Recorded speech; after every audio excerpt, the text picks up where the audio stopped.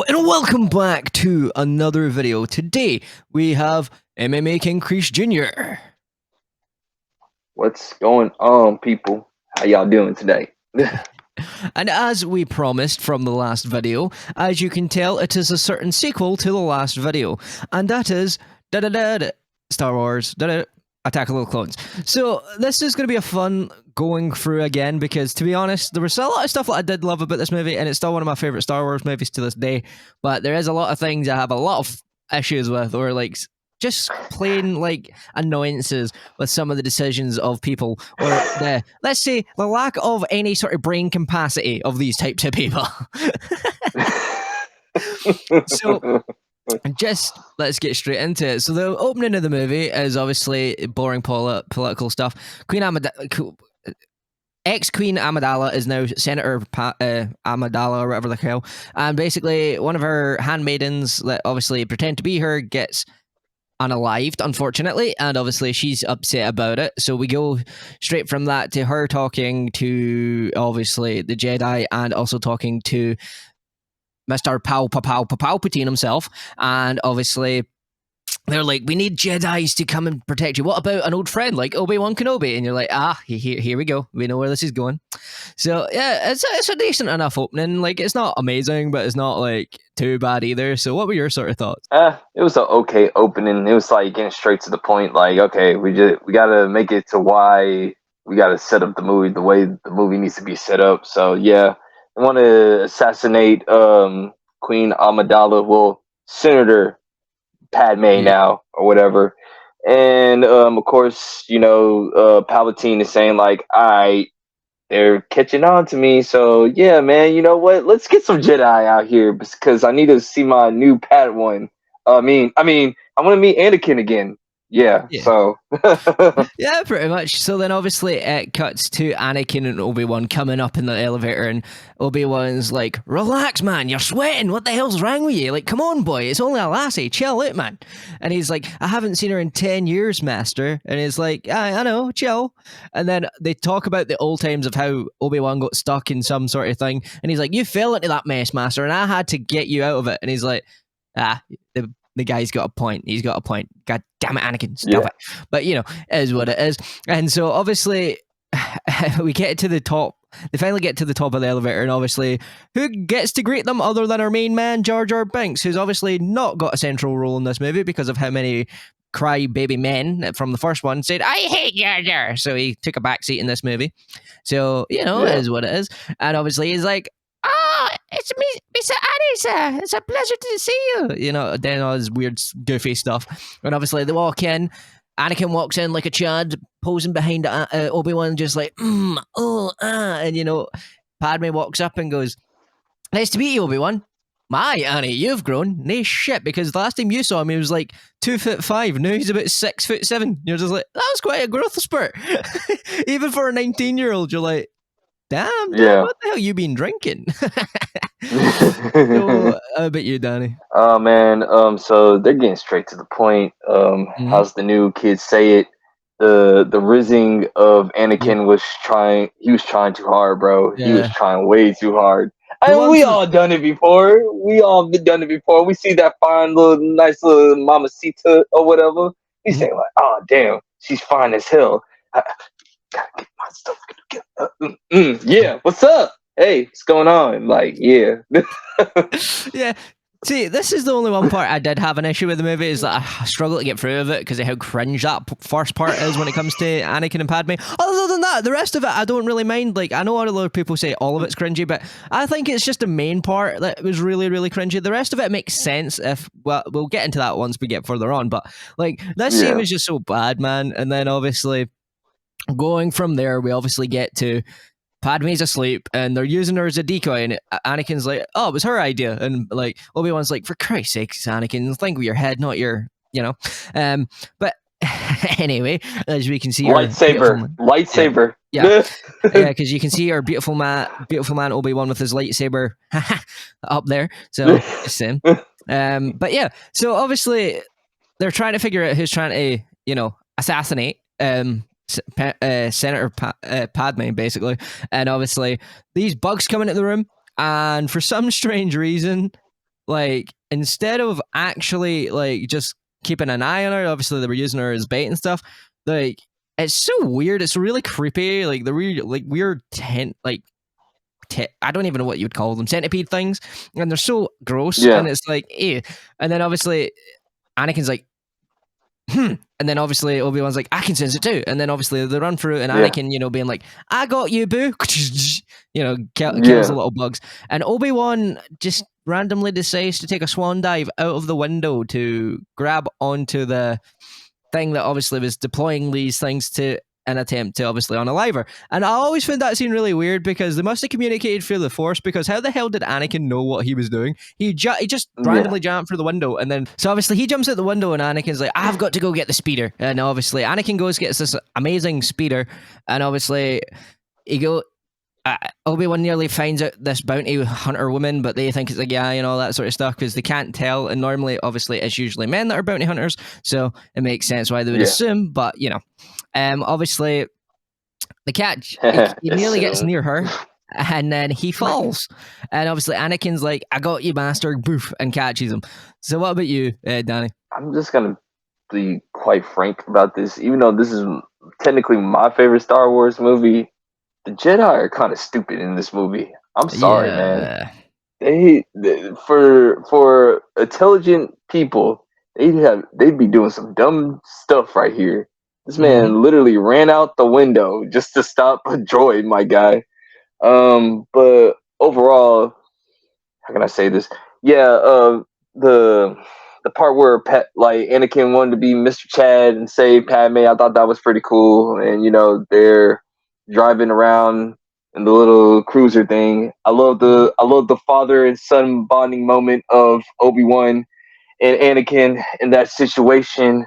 Like how he's basically saying, like, I hate it when I hate bloody flying and stuff like that. So yeah, I love the father and son moment between Anakin and Obi-Wan. I think that's pretty lit right there. My favorite scene is obviously he's like, "Oh, I forgot you don't like flying, master." It's like, it's not like I don't like flying, but what you're doing is suicide. And suicide, yeah. And then legit, he's like, "Anakin, why did you go this way?" He went the completely other way. And he's like, "Sorry, master." And he's like, "I'll be back." And he's like, I hate it when he does that. And I'm like, yes. Yeah. I've always loved that scene, even from a child. Like, I always wanted to do that off of something just because it looked that fun. Yeah. And eventually, I got to Photoshop myself doing it at one point, but, but I've never actually done that, but it would be fun to. But, and then obviously, they're chasing her down. Anakin finds out that it's obviously the woman. He shoots the big controller panel thing. They crash down onto Coruscant, and obviously Obi-Wan flies behind them, and Anakin's chucked his lightsaber at this point, and then obviously they meet up at the bar she's running, and he's like, "This is your weapon, guard it with your life." And he's like, "Yeah, sorry, master." And this is how you can tell George Lucas wasn't sure what dynamic Obi-Wan and Anakin should have had, because by the third one they're brothers, but in this one he's like, "You've always been like a father to me," and it's like, "What? No, we don't." Yeah, I agree. I think, but we seen it in George Lucas's history. Like, let's Return of the Jedi. He Luke and Leia. Yeah, you guys are brothers and sisters. Sweet even though I had you guys Alabama. I had you guys kiss in the last movie. So just ignore all of that. I was just going through a creative block. So I'm the creator. So you do as I say. Okay. Don't question me. It made no sense. But yeah, so obviously they go into this sort of place and they're like, "Yo, where is this person?" So Obi-Wan obviously uses his smarts and goes, "I'm going to make myself a set and target." And everybody's favorite meme from this movie: "Do you want to buy some disc sticks?" I don't want to buy. You don't want to sell me disc sticks. I don't want to sell you disc sticks. You want to go home and rethink your life? I want to go home and rethink my life. And then, of course, they have a callback to A New Hope, and Obi-Wan straight up just keeps chopping people's arms off in cantinas for some strange reason. He likes it. It was quite ironic because it's very a Sith move to do, chopping people's arms off, like especially later on in this film. But hey, I'm not questioning it. We can't do that. We can't do that there. But so obviously she falls down to the ground, and then Anakin's like, "It's Jedi business," and you're like, "Sweet." And then obviously they take them outside, and then Anakin's like, "Who's trying to kill Padme? Who's trying to kill that lassie I love?" And she gets a dart in the neck. So what about you, Danny? What were some of your thoughts? So are you pretty much saying that Anakin was the first Christian Bale Batman, saying like, "Where is he? Who Basically, did yeah, this?" that's what he was like. He also deepened his voice. So, Where is he? Oh man, who hired you? I'm. Where are the drugs going? Where are the drugs going? To be Yeah, fair, it would have man. made sense because the guy with S-Tex, just saying. Of course, yeah, man, there was a lot of callbacks to this movie. Like, George was basically saying, for all my OG Star Wars fans that were complaining about my first movie, don't say that I don't listen to you guys. See? Listen to the fans. There you go. Like, George listened to his fans. I digress for the rest. Like, if you know what we're going through right now. But, yes, George, and I love this part because one, it had a callback to the fourth movie, which we all know and love, and two, I mean, come on, man, who doesn't like the basically the drug reference of don't do drugs in Star Wars? I don't want to buy any death sticks. You need to go home and rethink your life. Guess I'm gonna go home and rethink my life, my guy. Like, Yeah. So then, obviously after that, that's when obviously like the woman dies, you know, unfortunately, and then they go back to obviously tell the council what's happened, and then they do the most stupidest thing in the world. They give a horned up 19-year-old an assignment with the hottest 25-year-old in the entire of Coruscant. So totally a smart move, Jedi. But you know, it is what it is what it is. And obviously Obi-Wan's been tasked to figure out who's doing this. So yeah. Jedi are just dumb, man.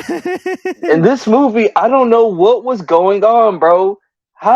Okay, if I was in charge of the mission, I will get the most like oldest, like creepiest guy to make sure that Padme is like, you know, they ain't gonna be effing tonight, okay? There's not gonna be no relations or taking some. Shout out to Bad Boys too. They ain't gonna be no effing tonight, man. She'll be home by goodness. 10 o'clock. I'm gonna be up in the car. You try to act like a big old Thundercat. Oh man, I don't know what was going on with the Jedi in this movie, man. Like I said, this is one of my favorite Star Wars movies, but for some reason, I don't know. If I was George Lucas, I would have called up my ex-wife and just say like, "Hey, I need some help.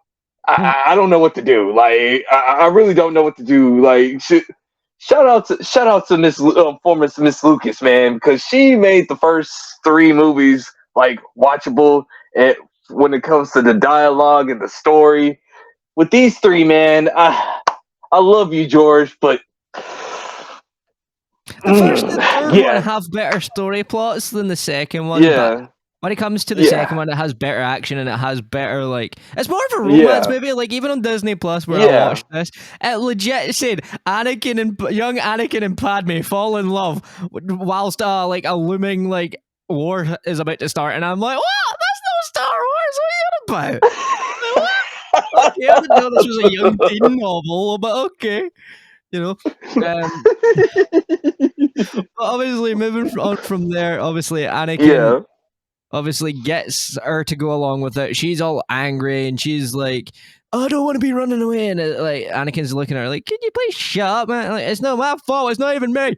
I've just been put in charge to protect you. Why are you moaning at me? And then obviously Anakin has his own little moan about Obi-Wan and the Jedi Order holding him back and all those sort of thing. And so obviously it cuts to Obi-Wan talking to Mace Windu and Yoda, and they're like, oh no, like you shouldn't be sending him on this mission on his own. And he's like, and Obi-Wan's like, yeah, they've become a lot more confident, as so have the masters who are older. And he's like, oh Yoda, you got me, Yoda. And I was like, hell yeah, wee little Yoda putting Obi-Wan in his place, which is quite funny. Also, I forgot to mention, this is the one that he looks like Space Jesus. So, for some strange reason, George Lucas was like, yeah, let's make Obi-Wan look like Space Jesus. And then, obviously, this is actual Space Jesus up here. So, yeah. You know, that's what it is what it is. But, obviously, then it cuts to them, and they're getting ready to go to Naboo, and obviously, may the force be with you, may the force be with you, all that sort of lovely stuff. And obviously, my favorite scene from that though is when the right hand of Padme, he's talking to Obi-Wan. Obi-Wan's like, I hope he doesn't try anything silly. And he was like, I'd be more worried about her. And then Obi-Wan gives him that look like, what do you mean? He probably said like, man, I had some stories to tell you, bruh. Senator Padme is wild, bruh. Like, she wild. She crazy. Like, she have you be doing some crazy shit.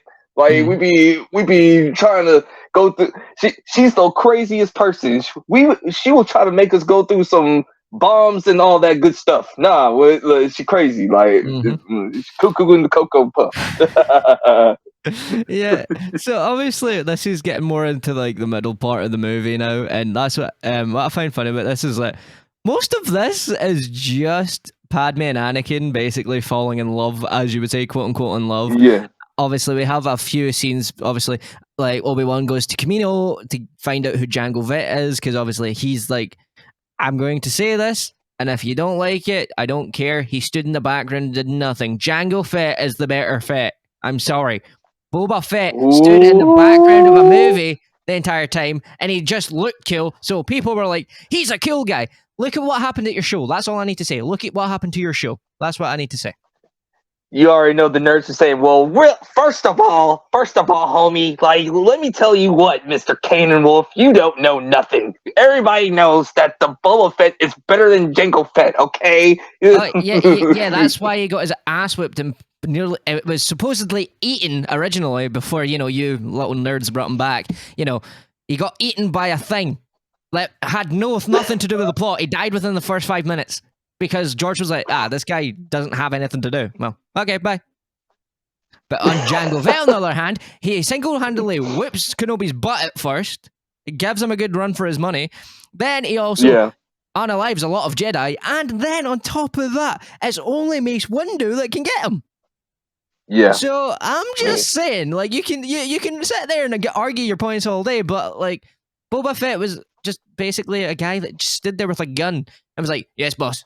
And done what he was told. Where at least Jango had free will. And the best of it is, Boba's supposed to have free will. Because in this movie, they explain that when he's like, he wanted a clone that was just like him. Which means he had his free will. So Boba chose to be like a clone. Why would you do that? It makes no sense. And he also chose to wear his dad's armor, but in green and red. Like, dude, you loved Jango before you loved Boba. Because that's where his idea came from. Just saying. I'm sorry, I had to. Drop the mic right there. It's a little hot up in here. It's a little hot. I'm sorry. I love Boba Fett as well, but I just think he gets too much love for seriously not doing much. Looking cool. That's basically it. Yeah, looking cool and selling a bunch of action figures. Like, that's all he was cool for. Until they made the Boba Fett show, and obviously they ruined the character by that point, so what was the point? This is fair. Yep. But yeah, man, my thoughts on that scene, Boba Fett versus Obi-Wan, I think that was pretty dope. And you're right, this was mostly Anakin and Padme love story, which, you know what? We were broke when I first saw you. You were a 9-year-old and I was nearly 15. I'm saying this, man. Believe it or not, I'm a romance type of guy too. I like a good romance film every once in a while. I ain't gonna lie. Highly recommend Dirty Dancing. Just saying. One of the best 80s movies, but I digress. One of the best movies ever. One of the best 80s movies. We probably have to watch that one down the line. Oh yeah, but anyway, like I was saying, definitely. We might hint. We might watch that down the line. What else am I gonna say? It's a really long line. We got a whole bunch of good stuff coming down the pipe, so can't say anything right now. If you follow me on the threads, you shall see a little post of a little hint, a little teaser to what's coming down the line. Because I thought, let's put a little post. Oh yeah, for sure, man. But yeah, as far as the romance of, I said, would you agree that Star Wars episode 2 had the best romance out of all the Star Wars movies? Yeah, it was more believable because you could see that Padme really had the hots for him from the minute you saw it, but she always was pulling herself back because of her duty and his duty. Yeah. She knew Jedis weren't allowed to fall in love, so she's like, oh, we can't. So it makes sense. Yeah. And another thing I want to point out, right? You see when people say that they don't like the line, I do not like sand, of course it's irritating and it gets everywhere. You get annoyed at a kid that was literally a slave on a sand planet for hating sand. Are you? Yeah. Who's the more messed up one? The person for hating the sand, or you for hating a child who was literally in slavery on a sand planet that doesn't like sand? I'm sorry. It makes sense. And he used it to win over the girl as well. He was like, everything here is so much more smoother and things. And it worked. You could see it worked. Like, don't get me wrong. I understand maybe in a real life situation, some girls wouldn't like that. There is some girls that do like that. But you can't compare it to real life. Guess what? It was in a galaxy far, far away for a reason. Away. You don't even know what year this is supposed to be. So, like, how do you know if that will work or not? Also, he was a slave. He's not going to know how to be... And then he went straight to the Jedi Order. So he's not going to know how to be like, yo, Mamacita, how's it going? They get told not to. Shout out to my man, Darius. Media literacy. Like media literacy is important. Guys, they made it Pacific. It's a galaxy far, far away. Shouldn't take this... will Anakin's flirting work in real life? Probably not. But sometimes you got some girls that love that cheesy stuff. It just happens. I understand. Maybe some of you guys don't talk to a lot of women. I understand. It is what it is. But other than that, man, just wrapping that part up for the middle of the movie. The middle of the movie to me was kind of like dragging on a little bit until we get to like Anakin having a crave to find his mother. I think we should talk about that part next. That's when we get to another part which is actually really like important to the story. Like the love story is obviously important. Obviously, if you like it like we do, you like it. If you don't, you don't. But I don't want to be going into all the semantics of like a floating pair and like, you know, all that stuff. It's nothing. It's not. There's nothing to talk about there. It's pretty straightforward. It's pretty explanatory on its own. So when you watch it, you know. So, and obviously, since this is a review of a movie that came out in 2002, I wonder if people have saw it already. You know. Oh well. Anyway, so obviously then it picks back up at this point where Anakin keeps having the same recurring nightmare that his mother is in severe pain and he just can't hold it back anymore. He has to go see where she is. Obviously Padme is like, I'll come with you, you know, doing all that, like, you know, I'm into you, but I'm not into you sort of thing, especially after the scene they had the night before, which is ironic. Oh, yeah. So obviously they eventually decide to go, and then our favorite Mr. Watto shows back up, and I love this because I actually really like that character. Like I know he's supposed to be sleazy and stuff, but that's why I like it. Is because he's just a straight up guy like that, and there's no apologeticness to it at all, and I love it. And so obviously he walks up and he's like, "I can help you with that," and he's like, "What? Who are you?" And then obviously he's like, "I'm looking for Shmi Skywalker," and he's like, "Annie, little Annie."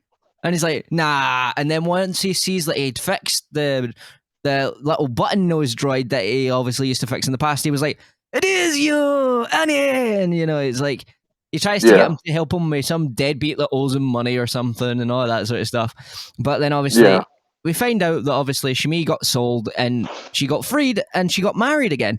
So it's quite funny because the more people think about this, like, they don't realize that Owen is legitimately his half-brother.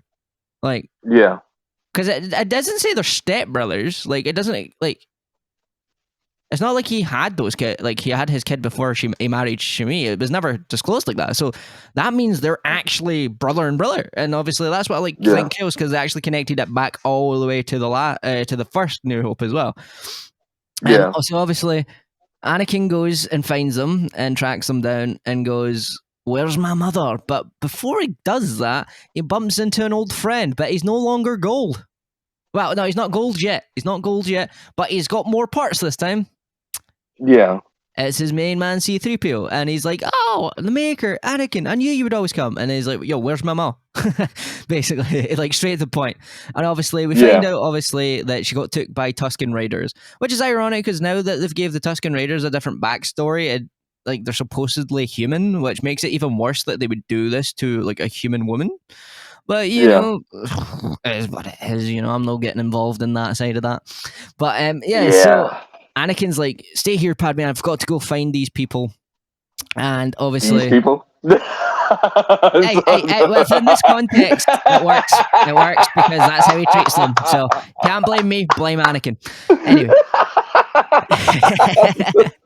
So going forward, obviously, Anakin's speeding around trying to find his mother, and eventually he finds the Raider camp that she's being held at. And this is one of the most, I think this is the most emotional scene in any of these movies. It crushes your soul. Yeah. Anakin cuts open the hole in the side of the thing, and he sees that his mum's been tied up and she's been severely, can't say it on YouTube, but you know, very, very close to unalived at this point. Yeah, you can't. I don't think you can say that because it falls under like these weird terminology lines. It's weird. But yeah. Yeah. So he walks up to her and he's like, "Oh, mom," and he's nearly in tears, and he holds her in his arms, and she obviously wakes up and sees who it is, and she's like, "Annie, little Annie, you're so handsome." And the minute she goes to say he loves him, she passes. And Anakin is in so much hurt and pain. And you can see it. It's such an emotional and it's such a great scene. And obviously, let's just say, if you ever heard of the band Drowning Pool, Let the Bodies Hit the Floor would be playing during this scene if it was in any other type of movie. But because obviously it's Star Wars, it's obviously got a more somber tone. And we hear Qui-Gon, "Anakin, no!" Yeah. So how about yourself, Danny? Man, this whole entire scene right here, like, you know, we get to meet Anakin's, like, we get to meet Owen, and his girlfriend or whatever, but soon to be wife. Yeah, and also he gets to meet his new stepfather, of course, and they find out that the Tusken Raiders have taken Shmi, his mother, and man, you feel bad for Anakin because he's the one person that kept him, like, how can you say, human, have him like an actual human effect is gone. You know, sane, basically keeping him sane. Keeping him sane. Like, his only goal was just to meet his mother one more time, and he didn't get to hear that. He didn't get to hear save her, and he didn't get to hear those last words that "I love you." You know, and to me, I think if she would have said that "I love you," we probably wouldn't get Darth Vader. To be honest with you, in my opinion, I think George Lucas made sure she didn't get to say those last parts on purpose, so that way, you know, because I think if she was, I think if she would have said "I love you," I don't think Anakin would hate the Tusken Raiders as much. He probably would have just killed like maybe a couple and then went on or whatever. But since he didn't get to hear that last part, he started straight up genociding everybody. Man, it's crazy.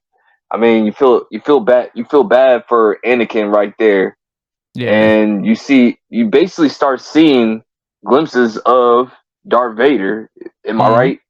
Yeah, that's mostly where it is. You see other signs of it, like earlier on, like I'm complaining about Obi-Wan and stuff, but I wouldn't say they're major signs. It just seems like a teenager having a tantrum at their dad. So, like, this is where it solidifies it, and you're like, because obviously in the next scene, obviously he comes back with her, and obviously he's in the room fixing things. Padme comes in, and she's like, "Are you okay?" And it's like, "I've always been good at fixing things."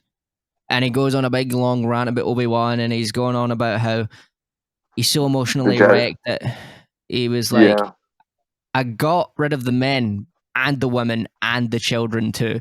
And obviously some people are like, that's a red flag. Why would Padme not run? But you've got to remember, Padme knows that he's just witnessed his mother become unalive in his arms. Passing away. So of course, even the most sanest person, the most rational person could end up doing what Anakin did. So that's why it's understandable. She probably would have done the same in his position. That's why she doesn't judge it. Yeah. And a lot of people were like, "Oh, but that's a plot hole." It's not a plot hole. She genuinely cares for Anakin at this point. She's fallen in love with him at this point. She's just not admitted it to him yet. So, because like not even like a few scenes next, like in the next coming scenes, we just legitimately find out that she has loved him this entire time. So, yeah, so we can't say that she didn't. So obviously, they have a nice burial moment, and obviously Anakin's like, "I won't fail you ever again, mother," and that's how they tie it to the third one, because obviously, that is obviously what makes him eventually fall, is the same sort of fear.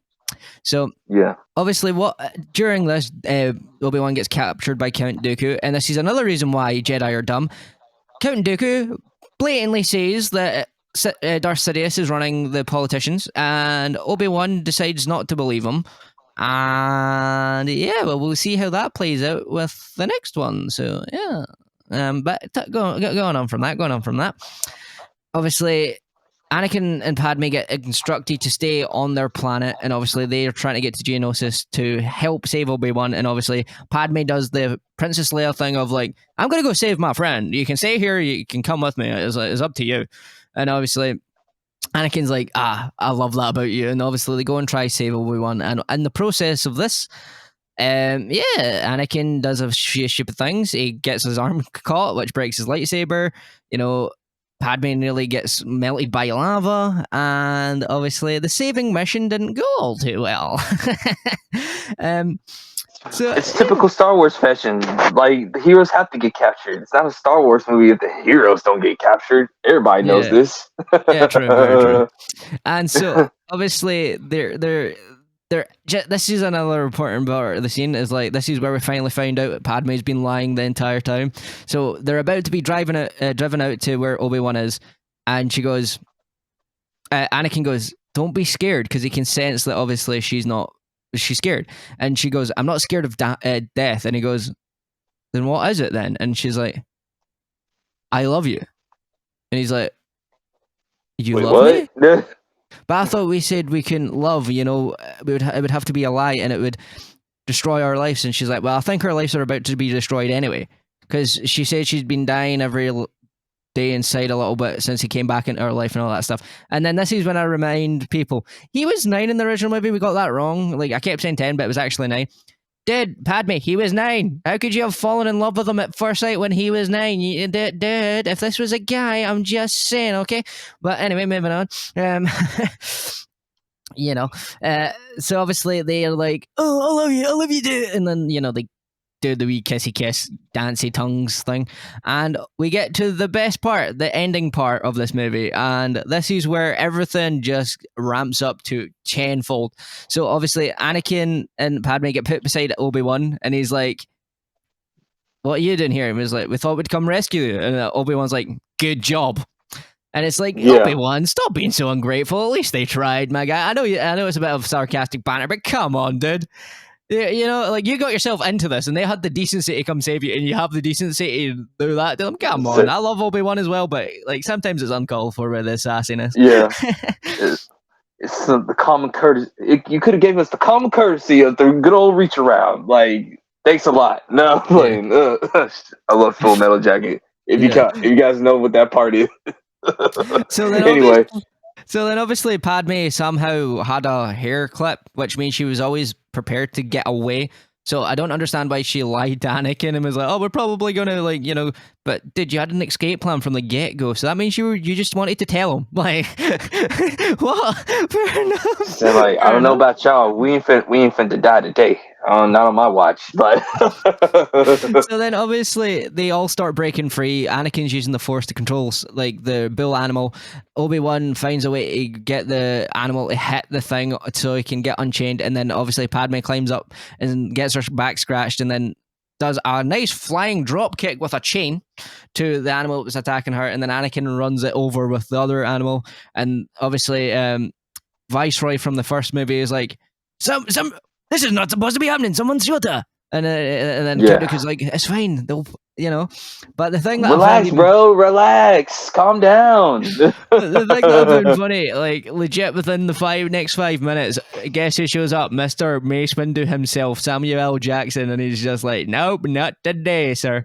And obviously there's quite a few Jedi in this. Honestly, I really just wanted him to say, like, "Motherfucker, man." just like I got you now, motherfucker. What you gonna do now? I can cut your head off right now. What's good? Oh, and fun fact: did you guys know that Tupac was supposed to be Mace Windu? Wouldn't that would have been crazy if Tupac would have been Mace Windu? We could have had funny. Duel of the Fates. We would have had Duel of the Fates with Machiavelli. Illuminati all through your body, son. Oh man, I really loved it when all the Jedi showed up. Man, I'm gonna be 100. That was literally the last part of this movie was literally my favorite part of the whole entire movie. The Jedi throwing down. And of course, my boy Mace Windu, he finally got some shine up in here. He was fighting Jango Fett. He was killing our rhinos. He was killing off a whole bunch of bug people. He chose violence. He chose violence in the last part of the movie. I love it. I love it. I love it. Yeah. I love this part too, and then obviously we have a little callback with Anakin and Padme once their thing gets shot over, and he's like, "So what is this a diplomatic solution?" And she's like, "I call it aggressive negotiations." And he gives her that smile like, "Oh, I see what you're doing." Yes. She was listening. So then obviously, definitely wife material. Oh yes, definitely. So unfortunately, a lot of Jedi get unalived at this point, and all hope is lost, obviously. But even they're ready to go out with style, and then it's the final Yoda. He's coming to save your ass. What's up, people? It is I, Master Yoda. Master Yoda here. It's Yoda. Here to save your ass. So he comes in, and obviously with the clone army, and of course they just start going ham, and it's a great scene. One thing I always found weird though is how did the Jedi know to bring 2 lightsabers with them? They knew Obi-Wan was there, but they didn't know Anakin was there. So why is there 2 spare lightsabers just chilling? Maybe is that a thing Jedi do? They carry like 5 lightsabers on them at all times in case they lose one. So then where was Anakin's? They probably said like, listen, man, there's a high possibility that both of our friends are out of commission, so bring a couple lightsabers. We're gonna need them. Yeah. So then, of course, obviously, we get the amazing chase scene with Dooku, and obviously, Padme falls out of it because if she was holding on the entire time, but the one time she wasn't is when the ship gets shot, and you're like, Padme, come on, just take a grip of the side of the ship. Don't let go, even if you think that you're in clear air yet. Just like, dude, come on, be a bit smarter than that. And obviously, Anakin and Obi-Wan argue, and he's like, put the ship down now. And he's like, Anakin, what would Padme do? And he was like, she would do her duty, which ironically, she doesn't do. Because later on, like, the clone trooper is like, yeah, let's just go back. And she's like, no, let's go to that hangar. And it's like, she done the opposite of what Anakin thought she would do, and Anakin went and done what she did. Like, what? Okay. Yeah. Reverse. That's George for you, man. Yeah. George. A nice little reverse for you. Then, obviously, they catch up, and the best scene of all time is Count Dooku, obviously, and Obi-Wan and Anakin go to throw hands. And also, can I say, what a boy Anakin is? He took Force Lightning like a champ, like it was nothing, and still was able to get up later to fight again. So I'm just pointing that out. That man Duke, like that boy Anakin said, like, "What's good, Dooku? I'm coming for it." Yeah, stay over there, boy. When I tell you, when you can talk. So you know, Dooku. It's your turn. It's your turn. As of right now, I'm seeing your master, and obviously, obviously, Obi-Wan isn't as powerful as Dooku in the sword fighting capabilities, so they can kind of disposes him real quickly, which makes sense because obviously Obi-Wan's always been stronger in the Force, so I never understood why I always had a blue lightsaber, because he seemed like he would be more someone with a green lightsaber, because he uses the Force more or so than he does go into fights, and when he does go into fights, he's very defensive as well, so it's one of those things. But I was kind of surprised myself. Like I would think that Obi-Wan would have gave Dooku more of a fight, because he's classified, I believe, in the books even as one of the most defensive Jedis of all time. Like, it's hard to break his defense. But that's the thing, because of the fighting style Dooku has, he is literally one of the best lightsaber fighters in the galaxy at that time. The only one who had the potential to beat him was Anakin. That was why Dooku always like played with Anakin because he knew he was like, I could defeat him right now, but this kid's got potential. This guy could beat me. So Yeah. obviously Anakin comes from the shadows and is like, no, and starts to fight, and the baddest lighting goes on. They literally just chopped an electrical wire just so they could have it in the dark so it would look cooler. Like I always noticed that even as a kid. I was like, that's cold. And obviously this is the first time they used the actual light and blue, the red and blue lighting on the face. And I like that because it meant it only happened in darkness, because when there's light, it makes no sense. So I'm sorry to the new Star Wars, but when you see a lightsaber light on someone's face in the daylight, it makes no sense. Because guess what? Yeah. It's light. Yeah. Oh, and also no shaky cams either. No shaky cams either. Just straight up badassery. Obviously, eventually, Count Dooku owns Anakin and gets his arm removed and gets flung away. And of course, this is when little madman Yoda himself comes in and shows you his moves. That's why he's the GOAT. The GOAT.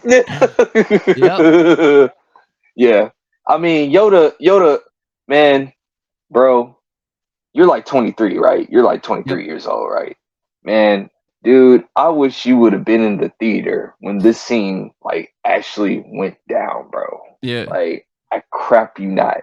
It was like me, my dad, but it was just a full audience, bro.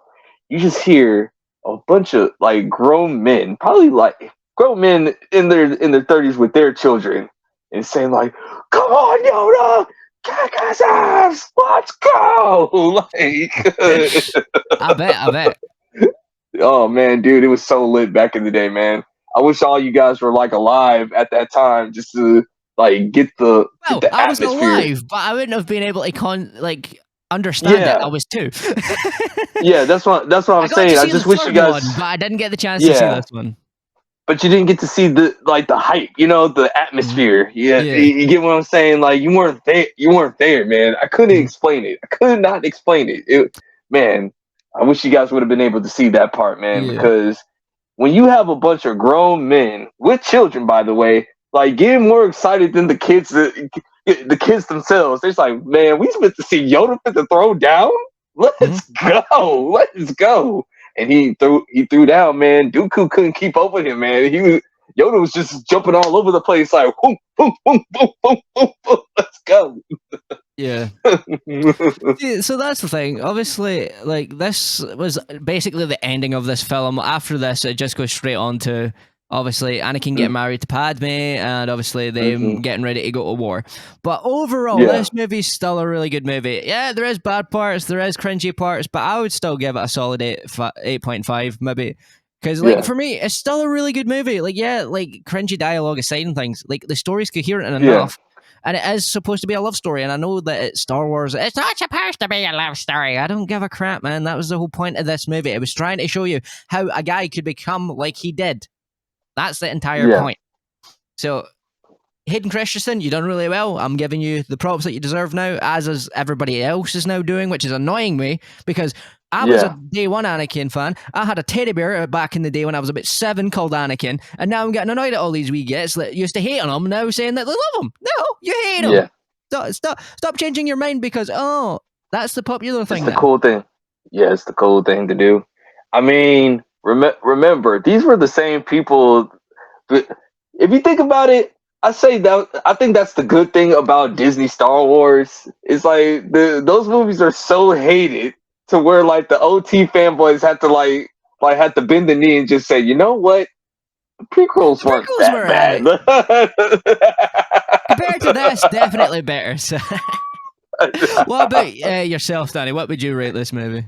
Oh man, since this is my favorite movie, man, for Star Wars, I'm gonna be a little bit biased. I give it a 9 or whatever out of 10. But if we're just talking about straight up Star Wars movie and for what it is, it's probably like an 8 or like an 8 on a good day, a 7 on a bad day. I'm being objectively fair or whatever. But like for me, it's always gonna be a 9 out of 10 because like.